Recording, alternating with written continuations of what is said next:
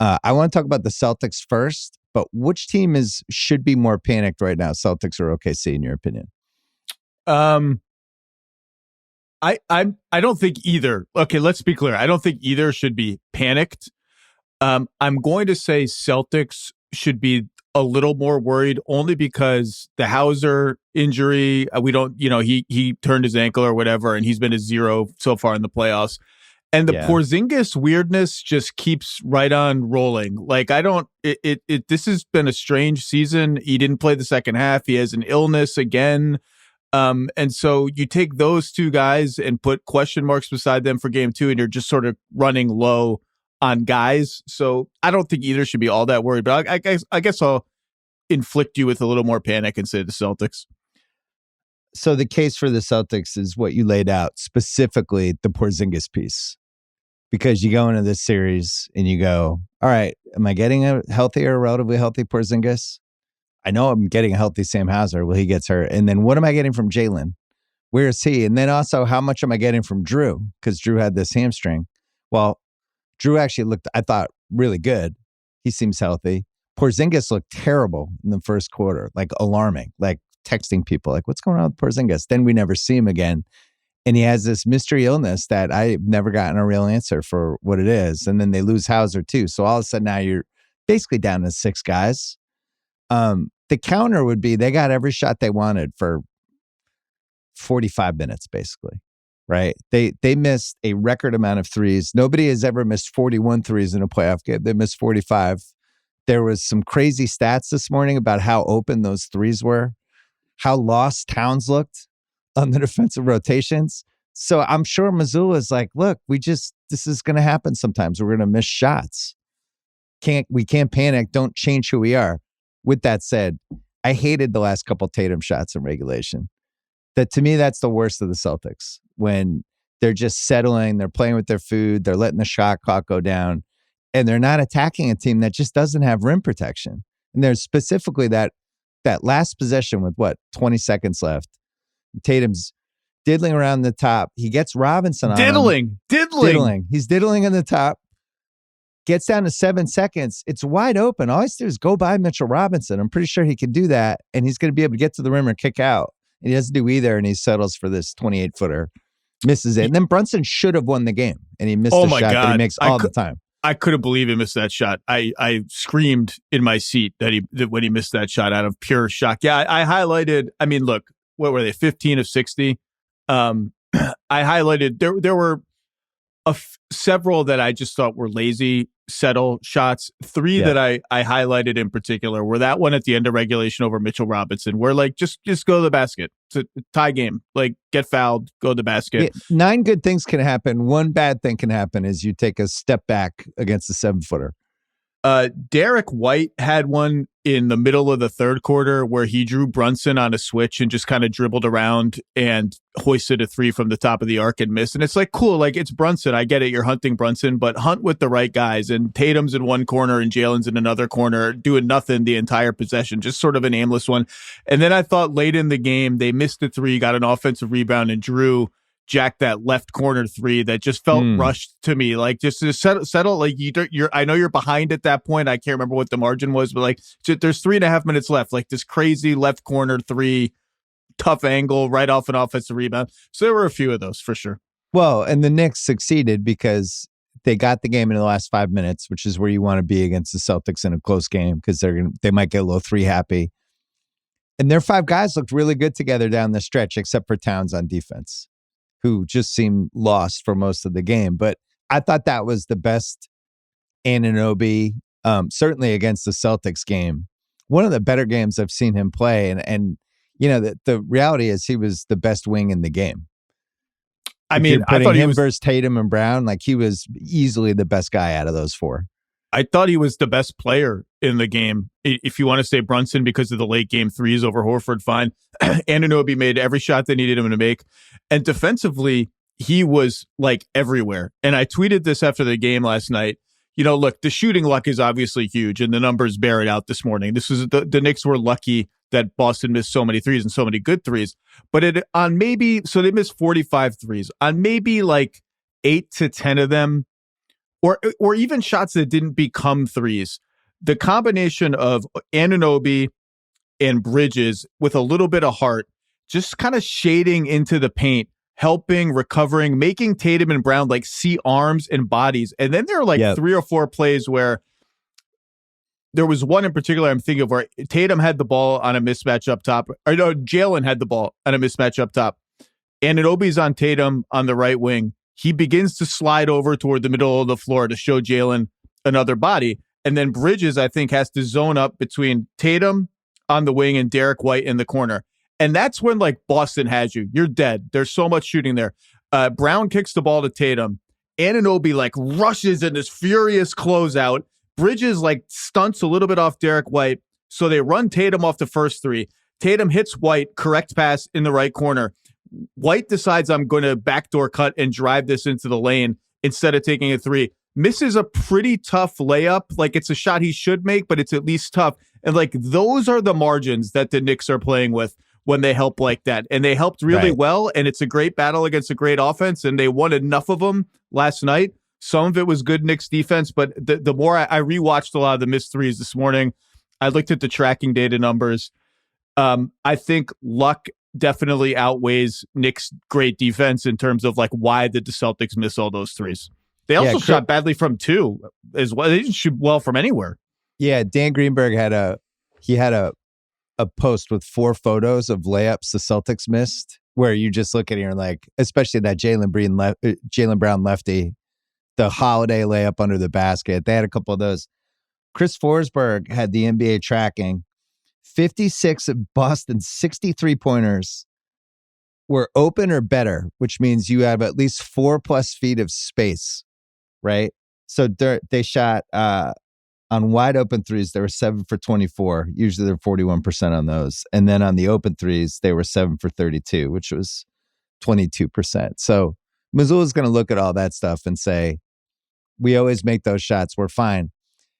The thing the Knicks did to them a few times, especially as it got into nut crunch time, they were scrambling. There were shots late at the shot clock, shot clock expiration plays. And that was about as frazzled as I've seen the Celtics from a crunch time thing. Man, I think a big piece of it, we just got to be transparent. Like, Jalen's not the Jalen from last playoffs. He's not as athletic and as kind of run you over as he was last year. Like the Jalen in the Dallas series last year, it's a different version of him. He's clearly not 100%, and he was, I thought, bad last night. And he couldn't make a 3, and I just think he was easily, out of all the wings plus Hart, he was the 5th. I think the 5th out of those 5 guys, and that's almost more alarming to me than Porzingis, because this is the level he's going to be at with his knee. The Knicks have a chance in the series. Ironically, he looked okay playing bully ball in the paint. Like, it wasn't as easy for him as it had been, but the threes, like 1 of 10 from 3. He doesn't seem to have the same lift, right? A lot of them were short. Yeah, like it just like kind of, it's like when Kawhi doesn't seem like he's 100% healthy, and all of a sudden his lift just drops by a whiff. So that part worries me. And then the Porzingis piece, they've been dealing with this all year. He played 42 games. And it's been a question all year, is he going to show up, and what version are we getting? He did not look good, other than, I think, 1 defensive game against Orlando. I did not think he looked good in that Orlando series, and he was awful last night, like as we discussed. It feels like he's missed every 3 in the playoffs I know he's made some against Orlando, but he's not shooting well. I want to mention one thing. You mentioned end of shot clock possessions that the Celtics had.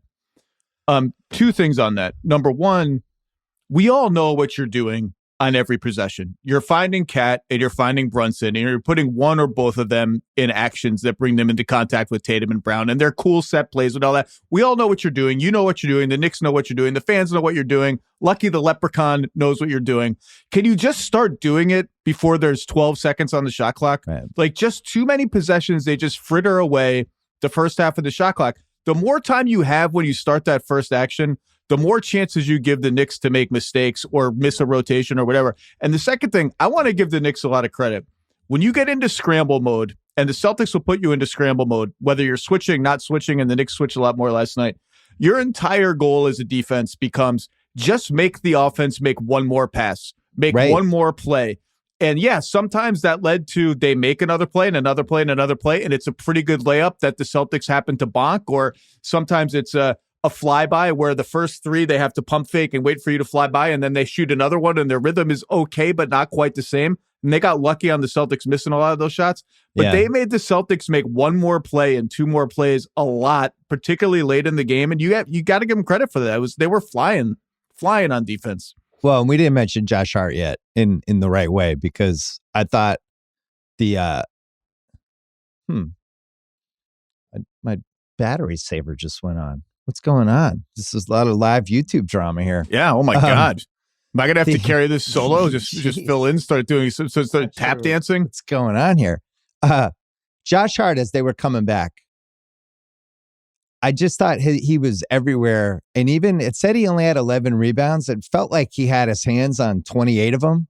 And it just felt like he was always tipping stuff, or he was around, or he, just was in the mix over and over and over and over again. And I thought he was the Celtics. It was a set. They were up 17.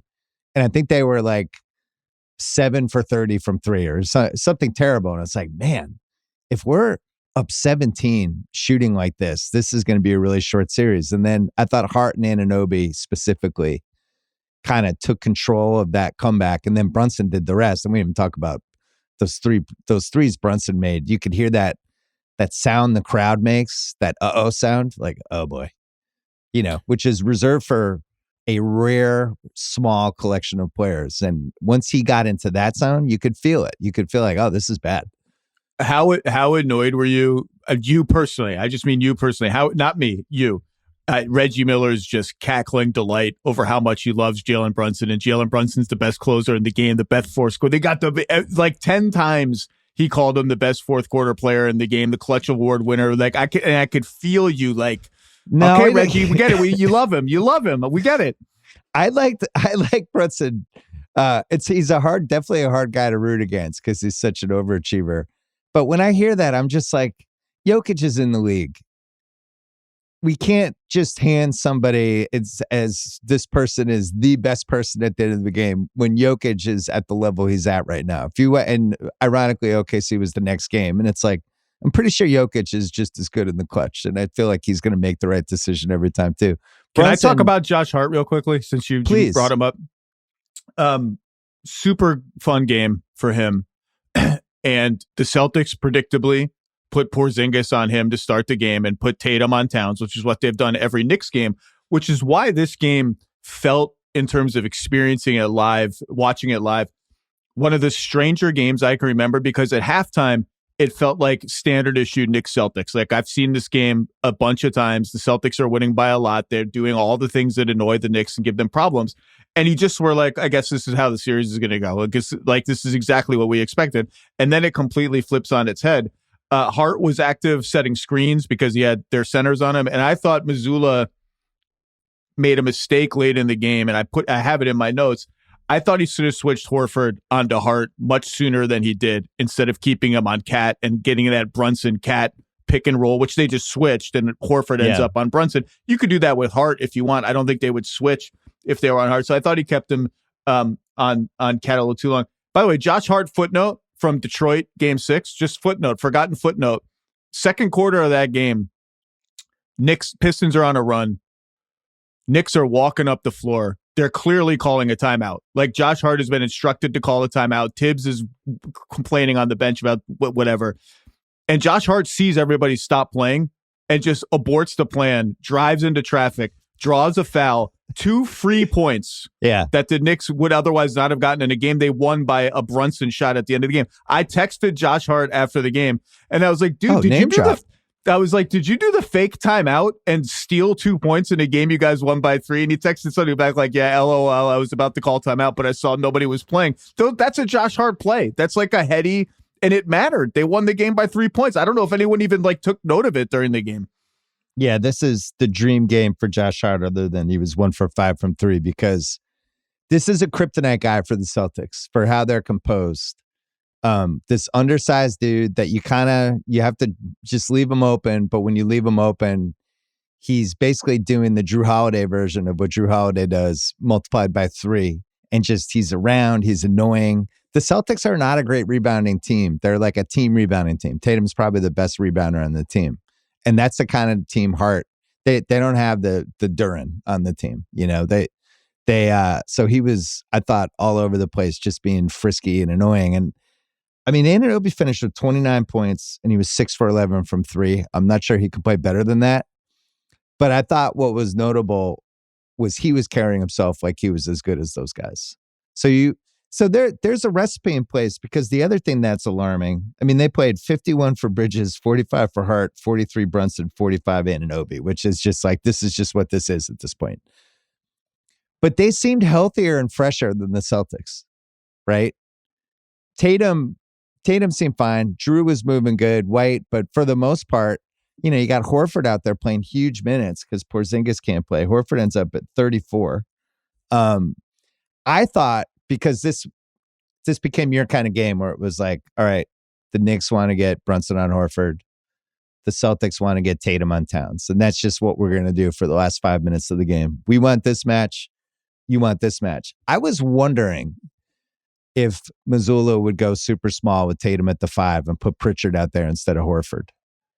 Do you think that was in play? Maybe. Maybe. Because then now you're switching. Now I guess you would hunt Pritchard in that scenario with Brunson. And I think I like that matchup more for the Celtics than Horford.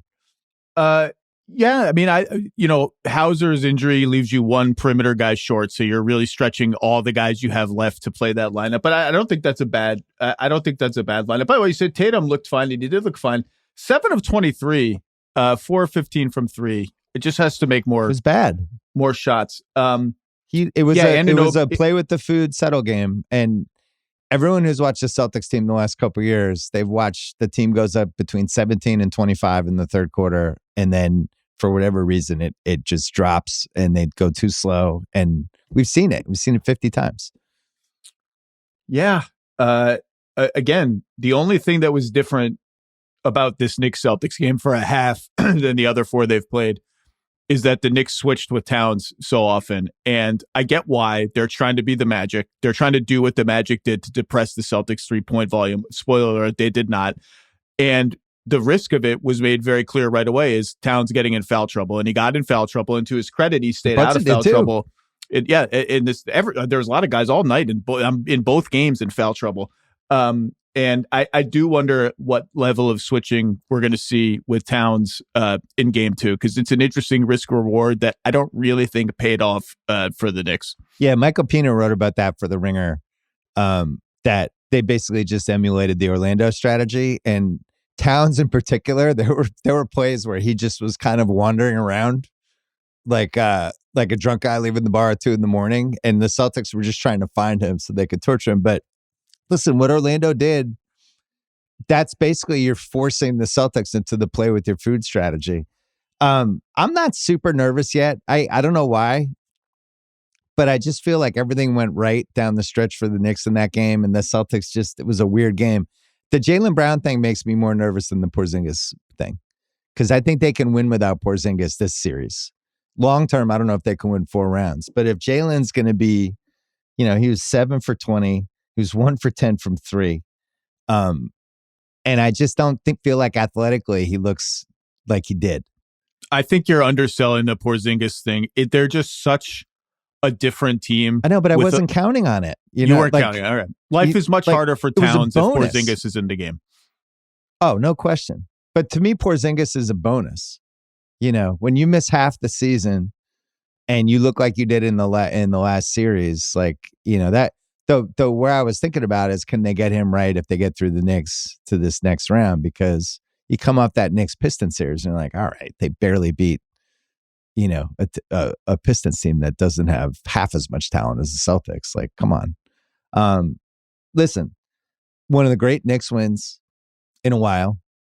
I know a lot of Knicks fans, I don't think the hopes were super high, but the Brunson piece of it, the fact that this guy can be this great at the end of games, really you feel like you have a puncher's chance. And this would be, if they could somehow do this would be a phenomenal upset, right? The Celtics were, I think, They started out minus 1,000 for the series. I think they ended up like minus 800. And I think the general feeling was that the Knicks were going to lose and Tibbs was going to get fired. So now doors open. Who the hell knows? I picked Celtics in 5. I've actually been higher than consensus on the Knicks this year. I mean, when the Knicks were 0 whatever against all the best teams in the NBA, I was, talking to people around the league. I'm like, I still kind of like this team, just raw talent wise. I think they're a more dangerous playoff team than their record, but I just hated this matchup for them. It was really just about the matchup and how badly it's gone. And it's so fun because we get to live in this moment right now where we're 3 games into the second round. And for at least the next 36 hours, everything feels like it's been flipped on its head and everything's in play. All the favorites are down 0-1. Like, who knows? We could get to 72, 96 hours from now and order is restored. But right now, this is like a fun place to live. Last thing I'll say, and then we'll move on to the OKC game. Tatum, who I think has been spectacular and has been playing the best he's ever played. And I thought he was awesome in the Orlando series. And just in general, as a two-way guy and as a dominant kind of bully force, really went to another level. I don't know if it was a full step up, but it was somewhere between 50 and 75% a step up. And you could just watch it day in, day out. I thought yesterday was not a good game for him at all. And I'm really interested to see how he responds because that was 3 years ago, Tatum, watching him. And they need him to be the best player in this series to win. And maybe basketball, I was thinking about this actually. Maybe we just overthink all of basketball. Maybe it just comes down to who has the best player, who's going to play the best in the series. And that's just all we should look at. Maybe that's what the Denver OKC series is. Maybe that's just going to come down to who's going to be better, Jokic or SGA, and that's it. Well, ironically, they need Tatum to be the best guy. Ironically, this was I was not skeptical about Boston last year. I picked them to win the championship, but that was the source of whatever skepticism remained about Boston was, well, they're going to face Philly and not have the best player. They're going to face Milwaukee and not have the best player. They're going to face Dallas in the finals or Denver in the finals not have the best player. And not have the best player. And it turned out they were just the best team, and Tatum outplayed some of those guys when given the opportunity to do it, or was at their level at least. So it's funny to bring that up now in conjunction with Brunson and Tatum. Brunson was great, and Anunoby was great, and this is going to be a fun series, hopefully. Well, the other piece of this now is the Knicks have 3 home games, and if they take care of business in all 3, they advance to the next round. And everybody's going to talk about how incredible and amazing and awesome that crowd's going to be, and it will be. But I also feel like the Celtics team, in some ways, I trust them more on the road. I don't know what happens to them at home, especially when they have these big leads and the energy just kind of dips. But the game's going to be incredible. The tickets, I think, are going to be for this series probably the hardest Knicks tickets since 1999, right?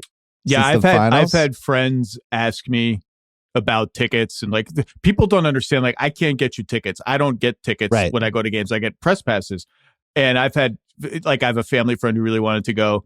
And I'm like, you can go buy tickets. Good luck. I bet it's going to be like $1,000 to get in the door, like for upper deck seats. Oh, it'll be.